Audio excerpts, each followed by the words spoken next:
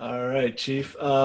What ideas or plans do you have for the current gun laws in place, and if you plan on trying to change them, and what does that look like for us as Washingtonians? Well, as a lot of people know, I mean, that's kind of what started me being known around the state and around the country, well, around the world, actually, because we heard from a lot of people from Australia and Great Britain and Canada.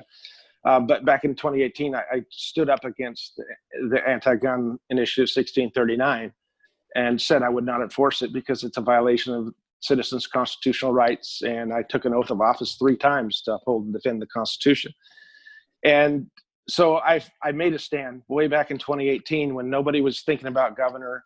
I wasn't asking for a vote. I wasn't asking for donations.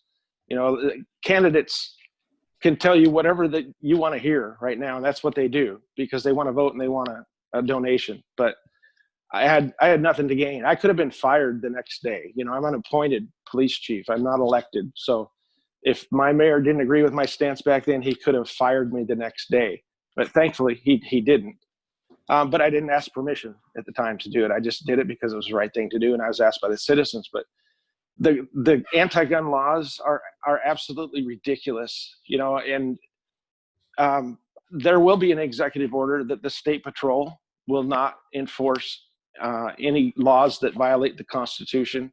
And the Washington State Constitution is very, very clear. You know, there's no guesswork in it. You know, there's been arguments about the Second Amendment, you know, and the militia, etc. But the Washington State Constitution in Article 1, Section 24 says that the right of the individual citizen to bear arms in defense of himself or the state shall not be impaired. And that's very simple. And that is the rule of law. You know, nothing supersedes that. And so I will have a direct effect on the state patrol. I will issue a letter that it will not be enforced if it's unconstitutional. And that goes for any action that they take. They're going to abide by the Constitution. And I will also remind the sheriffs in every county that they are the supreme law enforcement officer in their county, and they decide what's enforced and what's not enforced within the county borders. So as far as repealing 1639, I will push for that.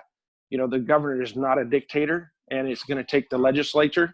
Hopefully everyone pays attention to all of those races as well, you know, not just the governor, but the AG, legislators, and we can get that overturned, and I will sign that bill when it comes across my desk. So, and that, you know, I'll just remind people, I say this all the time, I've got 3 rules for any bill that comes across my desk as the next governor. Number 1, is it constitutional? You know, because that's the rule book for our government.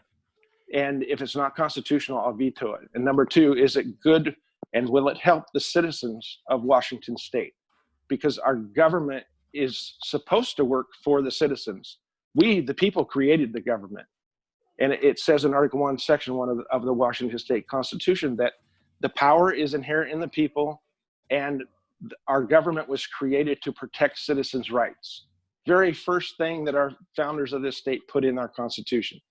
So if it's not good for the citizens, I'm not going to sign it. And number 3 is, can we afford it without any new taxes? Nice. I mean, we're already overtaxed everywhere you could think of. Oh, overtaxed and overregulated. 100%. Definitely. 100%. So the next question I have for you, sir, is, you know, we're seeing the highest number of unemployment, just absurdly amount. I mean,